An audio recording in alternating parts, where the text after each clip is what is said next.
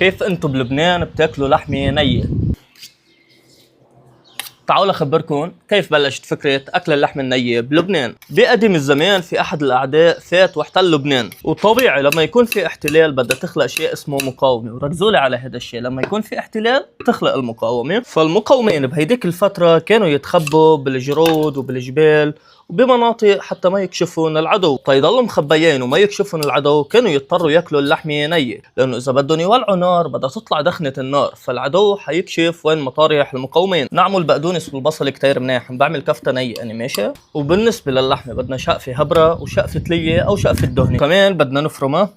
مع الوقت هذا الشعب حب هيدي اللحمة النية، صارت أحد عاداتهم وثقافاتهم ومن أحد الأطباق الشهيرة بالمطبخ اللبناني. بدنا كمان مع قرن حار، كمان بدنا نفرم مع الناعم كتير منيح. وهلأ فوق اللحمة اللي عنا بننزل بالحار والبقدونس والبصل اللي فرمناهن، شوية ملح وشوية بهار، وبتدعكوهن كتير منيح مع بعض.